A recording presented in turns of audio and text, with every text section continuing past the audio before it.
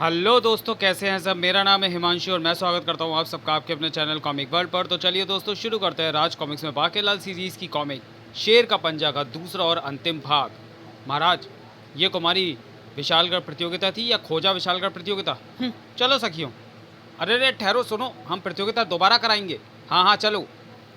तभी महाराज की जय हो, ऋषि दुष्टनाथ पधारे हैं। उन्हें कह दो कि मैं घर पर नहीं हूँ। ये क्या गजब कर रहे हैं महाराज, सारी उम्र स्त्री ही बने रहने का विचार है क्या? न, न, न, नहीं, पर बाकीलाल तुम भी मेरे साथ चलो। आपकी आज्ञा भला मैं कैसे टाल सकता हूँ महाराज, हमें भी चलना पड़ेगा। शीघ्र ही। प्रणाम ऋषिवर, आज्ञा दीजिए। अपमान, घोर अपमान। वो तो अभी हमने किया ही नहीं। महाब्रह्मचारी ऋषि दुष्टनाथ का स्वागत करने के लिए राजा ने स्त्रियों को भेज दिया।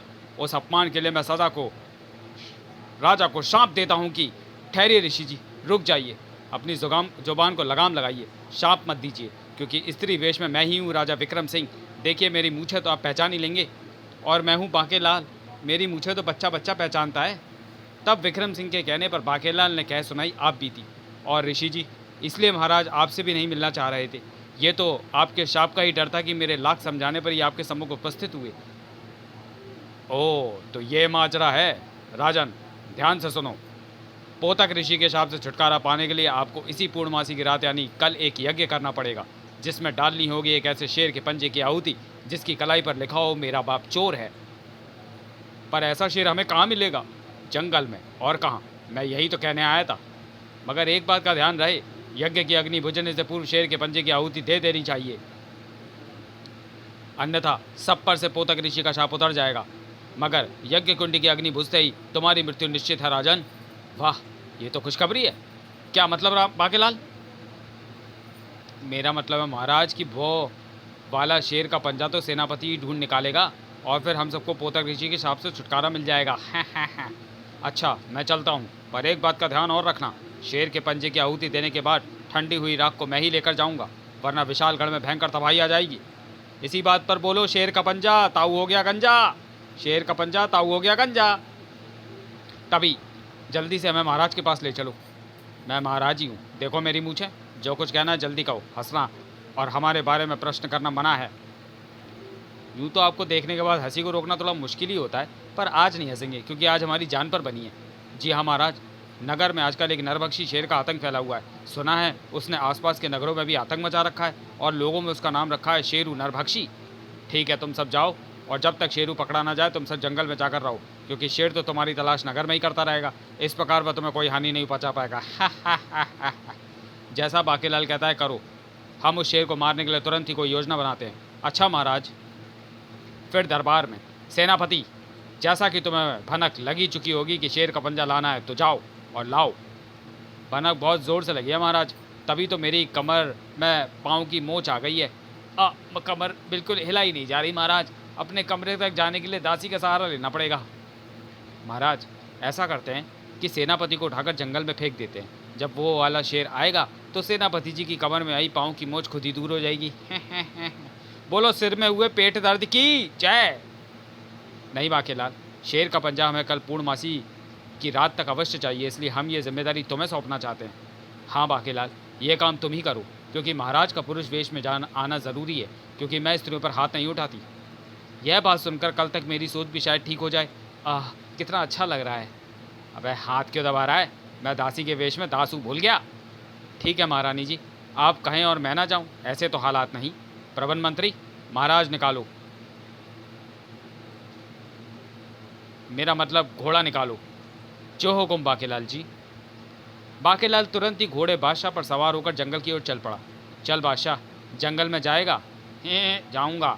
शेर पकड़ के लाएगा? लाऊंगा। डरेगा तो नहीं? नहीं। फिर ठीक है, क्योंकि मैं तो डरता हूँ। इधर राज दरबार की आखिरी कार्रवाई। सेनापति, तुम जाकर नगर में उत्पात मचा रहा है नरभक्षी से शेरू को पकड़ोगे, और हम यहाँ मुजरा देखेंगे।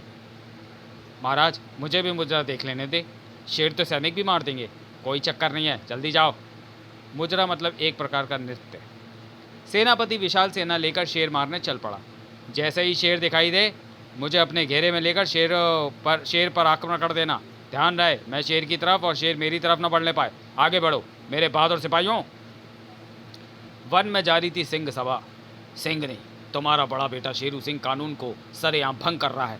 जंगल के सभी शेर जानते हैं कि नगर में जाकर मानवों का शिकार करना सिंह कानून में अपराध है, क्योंकि फिर उस नरबख्शी की खोज में जब मानव निकलते हैं तो जंगल में विचरते कई निर्दोष शेर उनके बेरहम हाथों से मारे जाते हैं। हमने शेरू को इसके अपराध के लिए मृत्युदंड घोषित किया है। और माँ, इन्होंने मुझे ही बड़े भैया को पकड़ने की जिम्मेदारी सौंप दी है, क्योंकि मैं कानून का रखवाला हूँ। मुझे आशीर्वाद दे माँ कि मेरे पंजे बड़े भैया का पेट फाड़ते वक्त कांपे नहीं। मेरा आशीर्वाद तेरे साथ है बेटे। कानून की रक्षा के लिए तेरे पंजे कभी ना कांपे। उधर जंगल के एक कोने में शेरू, वैसे तो मैं धंधा करना नहीं आता। तुम कहते हो मैं इस मान को बेचने के लिए 2-3 आदमी कम कर देता हूँ। धंधा करना तो आपको नहीं आता जंगल राज। अगर आप इस मान की कीमत के रूप में 5-6 आदमियों की लाशें और भी मांगते तो मैं दे देता। क्या? मगर ऐसा क्या है इस मान में? जब ये मान बंद रही थी तो मेरी माँ ने भी इसमें अपने पंजे चलाए थे। आज शिकार से लौटने के बाद मैं इसे अपनी माँ को तोहफे में दूंगा। उधर बाकीलाल घोड़ा दौड़ाई चला जा रहा था। तभी बाकीलाल, तुझे तो पता है कि सवार को पीठ से गिराए बिना मुझे चैन नहीं। फिर तुम कसकर क्यों नहीं पकड़ कर बैठते मुझे? मरा था।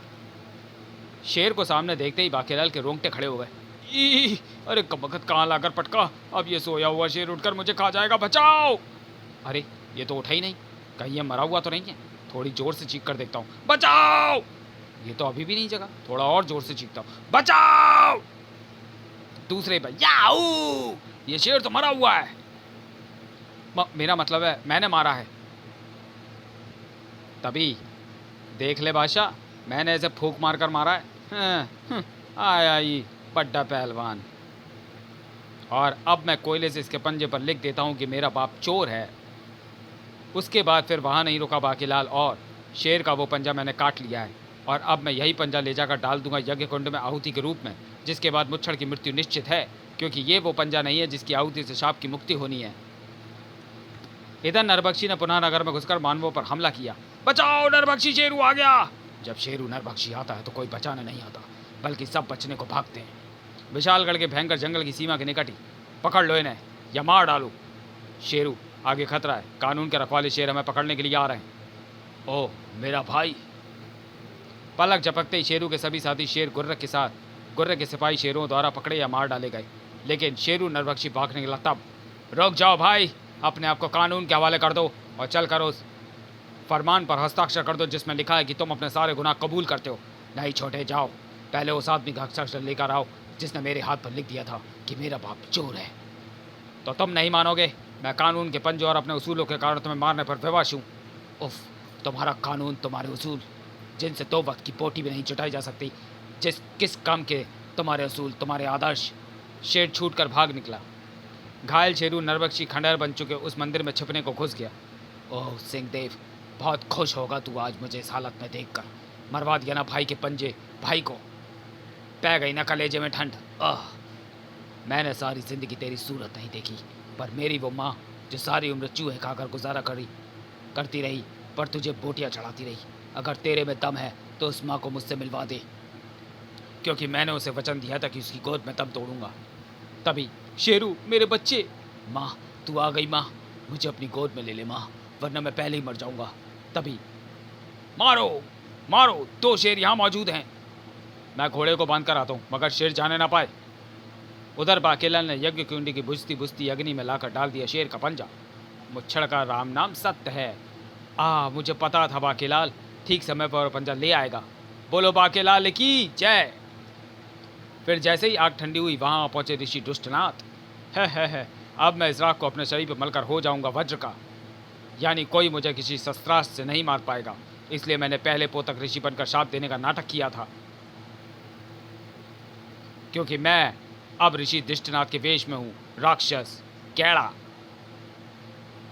मुझे उसी शेर के पंजे की राख अपने शरीर पर मलनी थी जो अच्छे नक्षत्रों में पैदा हुआ हो, और राख उस यज्ञ से प्राप्त हुई हो जो कि राजा के हाथों हुआ हो। और अब होगी तेरी मृत्यु राजा विक्रम सिंह, क्योंकि दरअसल यज्ञ पूर्ण होते ही तेरी मृत्यु होनी थी। है और अब मैं करूँगा विशालगढ़ पर कब्जा। है। तभी महाराज, मैं वो वाला शेर पकड़ लाया हूँ जिसका पंजा लेने बाकीलाल गया था। है अब तो मेरी बहादुरी की दाद दीजिए महाराज। वैसे महाराज को क्या पता कि शेर मारा पड़ा था। क्या? तो फिर जो पंजा बाकीलाल लाया था वो किसका था? सत्यानाश। तभी भक्क से जलने लगा राक्षस कैड़ा का जिस्म। बचाओ! पर बचाएगा कौन? ऐसा तो तभी होना था जब नकली शेर के पंजे की राख को मैं अपने शरीर पर मलता। बांकेलाल, तूने मुझे धोखा दिया। और फूट गई बेटा बांकेलाल तेरी किस्मत। अब बचा अपनी गर्दन। बांकेलाल, ये सब क्या हो रहा है? तब तक बांकेलाल तैयार कर चुका था पूरी कहानी। महाराज, क्या बताऊं, जब मैं शेर का पंजा लेने जंगल जा रहा था तो मैं अनायास ही इस राक्षस की गुफा में जा पहुंचा, जहां मैंने उसको पूरी योजना सुन ली थी। और बस फिर क्या था, मैंने नकली पंजा लाकर यज्ञ की आहुति में डाल दिया, जिसकी राख शरीर पर मलते ही ये दुष्ट जल मरा। इसका मतलब पोतक ऋषि का कोई शाप हमें नहीं मिला था, जिसके कारण हमने अपने अपने वेश परिवर्तन किए। मेरा मतलब बांकेलाल, गले लग जा। महाराज, कुछ तो शर्म कीजिए, मैं स्त्री वेश में हूँ। बोलो पतले पपीते की जय। तो चलिए दोस्तों, वीडियो को यहीं समाप्त करते हैं और मिलते हैं बांकेलाल सीरीज की अगली कॉमिक्स बांसुरी वाला में। तब तक के लिए धन्यवाद।